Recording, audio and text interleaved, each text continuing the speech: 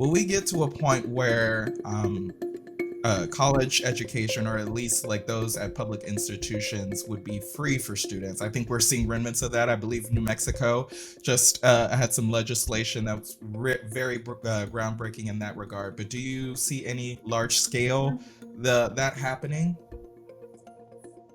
Yeah, I think our attention here at the Institute and our research is really turning to what's happening at the state Mhm. level with these initiatives because, sometimes at the federal level, politics can get in Yeah. the way on either side and in the middle of the aisle as well. So I think paying attention really, even in North Carolina here, we have state level grant programs available to help bring down the cost of tuition, at least for community college students. So we are seeing that across the United States, and I think that's very promising for the field as more students take advantage of those opportunities, those unique opportunities that community colleges can provide to those who are looking for that 2 year credential or maybe looking for stackable Yeah. credentials or even to go into the 4 year programs and Mhm. beyond. So I'd say it's very promising. And even if it's not happening at the federal level, there's just so much to pay attention to at the state level. And I would encourage those invested kind of in this work to continue paying attention. I would agree. I think the reality is there's a long history of this being exclusive, both income and also certainly at race, which has made it difficult to advocate for federal policy changes.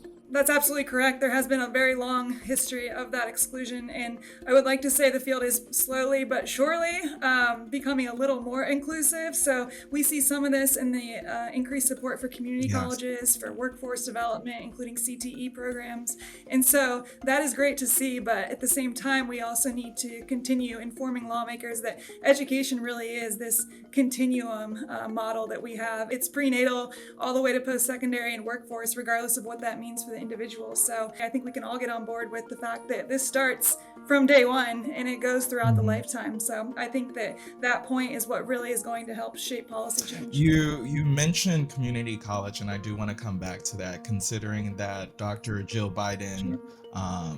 and President Joseph Biden at one point were considering legislation that would make community college free. And I know a lot of folks, including myself, were very like excited about the possibility of that happening. Alas, that did not happen. Yeah, yeah. Let's be hopeful, right? Yeah. Yeah. But all that to say, I think states are leading the charge in a lot of ways to create really amazing policies and structural education programs for students.